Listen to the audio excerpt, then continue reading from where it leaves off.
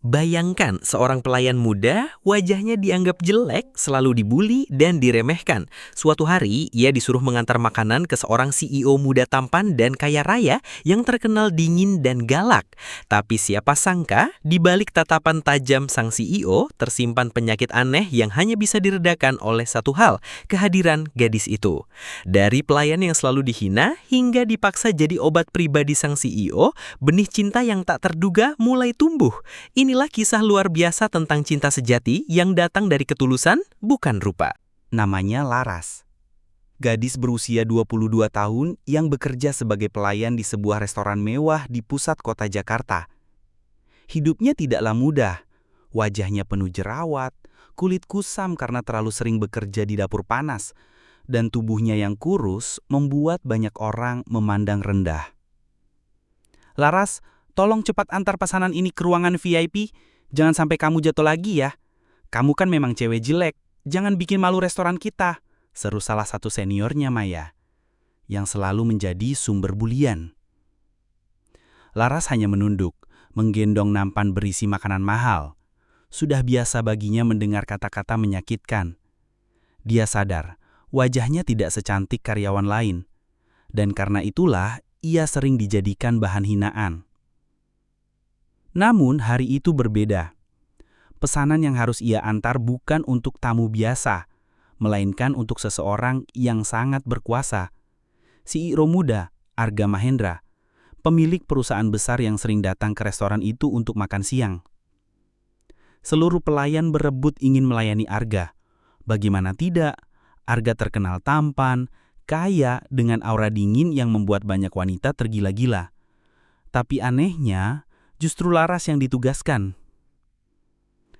Kenapa aku yang harus antar? Gumam Laras panik. Karena nggak ada yang berani. Arga itu galak, bisa pecat siapapun yang salah. Jadi biar kamu aja yang jadi korban. Hahaha. Maya menertawakannya sambil mendorongnya. Dengan tangan bergetar, Laras mengetuk pintu ruang VIP. Saat pintu terbuka, matanya langsung bertemu tatapan tajam Arga. Lelaki itu benar-benar mempesona. Rahang tegas, mata hitam yang dalam, jas hitam yang elegan. Masuk, ucap Arga singkat.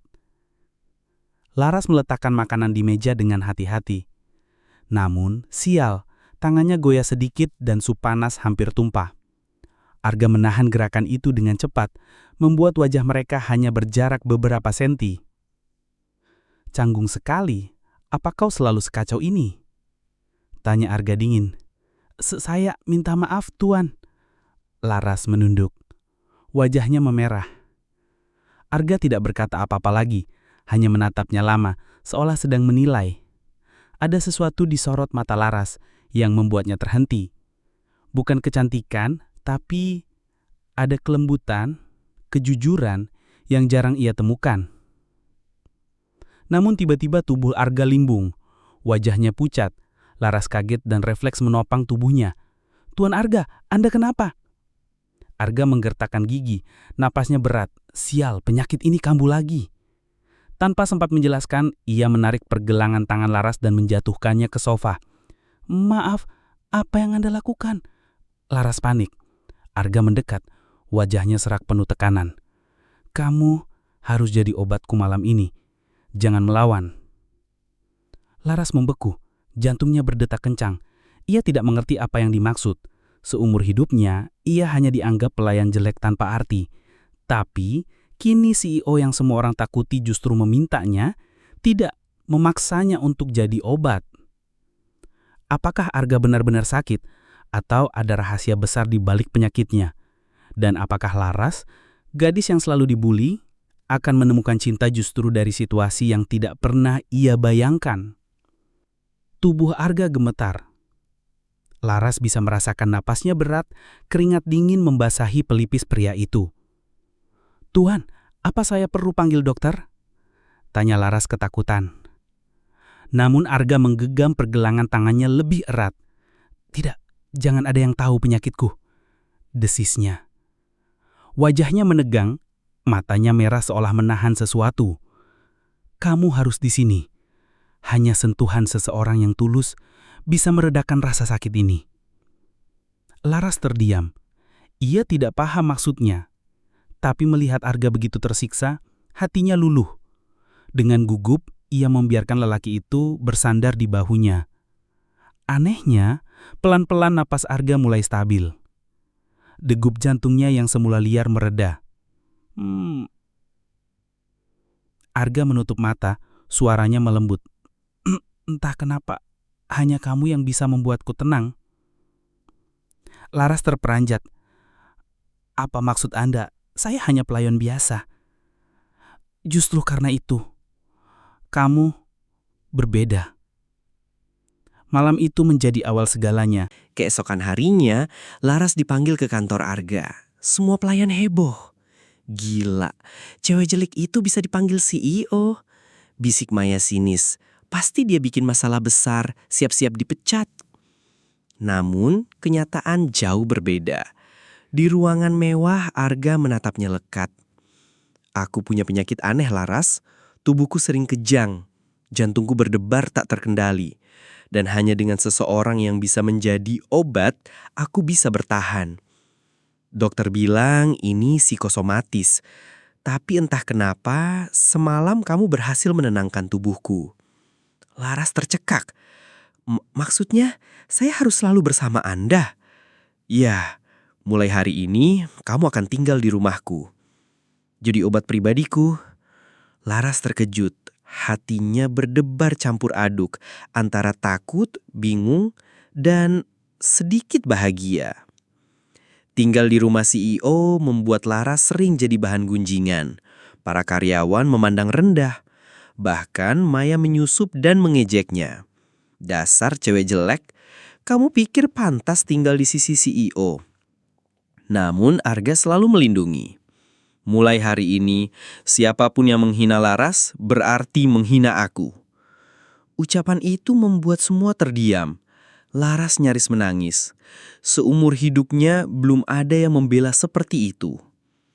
Malam-malam berikutnya, setiap kali penyakit Arga kambuh, ia selalu mencari Laras. Dan semakin sering, kedekatan mereka tumbuh. Arga mulai tersenyum, bahkan tertawa kecil di dekat Laras. Hal yang jarang ia lakukan. Suatu malam, setelah serangan reda, Arga menatapnya dalam. Laras, kau sadar tidak? Aku mulai terbiasa denganmu. Senyummu, bahkan kebisuanmu, membuatku damai. Wajah Laras memerah. Tapi saya hanya pelayan jelek. Anda bisa dapat wanita cantik manapun. Arga menggeleng menggenggam tangannya. Wanita cantik hanya menghampiriku karena uang dan statusku. Tapi kamu tulus. Justru itulah kecantikan terindah. Air mata Laras jatuh. Hatinya yang selalu direndahkan akhirnya menemukan tempat. Namun cinta mereka tidak berjalan mulus. Ayah Arga, pemilik perusahaan besar, menentang keras. Bagaimana bisa pewaris keluarga Mahendra jatuh cinta pada pelayan jelek? Ini mempermalukan keluarga kita. Arga menolak tunduk. Jika harus memilih antara perusahaan dan Laras, aku akan memilih Laras. Ayahnya marah besar, mengancam akan mencabut warisan. Media pun heboh ketika foto Arga bersama Laras tersebar. Laras menjadi bulan-bulanan netizen. Hati Laras goyah. Ia tidak ingin menghancurkan hidup Arga. Lebih baik saya pergi, Tuan, katanya lirih. Namun Arga mengejarnya, memeluk erat. Kamu tidak akan pergi. Kamu obatku, cintaku, hidupku. Tanpa kamu, aku mati. Cobaan terakhir datang saat Maya bersekongkol dengan pesaing bisnis, berusaha menjebak Laras agar terlihat berselingkuh. Foto-foto rekayasa tersebar membuat reputasi Laras hancur. Arga sempat ragu, tapi kemudian menyelidiki. Saat kebenaran terungkap, ia mengusir Maya dari perusahaan. Kamu ingin menghancurkan Laras karena iri. Mulai hari ini, namamu terhapus dari hidupku. Di hadapan publik, Arga menggenggam tangan Laras. Inilah wanita yang kucintai. Dia mungkin bukan yang tercantik menurut kalian, tapi dialah yang menyelamatkanku. Kerumunan terdiam. Bahkan ayah Arga melihat keteguhan anaknya akhirnya luluh. Jika dia bisa membuatmu bahagia, maka aku akan merestui. Beberapa bulan kemudian, Arga melamar Laras di sebuah pesta megah. Laras, kamu datang ke hidupku sebagai pelayan yang dianggap remeh. Tapi bagiku, kamu adalah anugerah. Maukah kamu menjadi istriku bukan hanya sebagai obat, tapi sebagai cinta sejatiku? Laras menangis, mengangguk. Iya, Tuan Arga, saya mau. Sorak-sorai menggema. Laras yang dulu selalu dibully sebagai cewek jelek, kini berdiri anggun sebagai calon istri CEO tampan.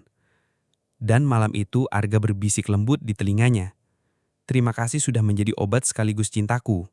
Mulai sekarang aku akan jadi pelindungmu selamanya. Tamat.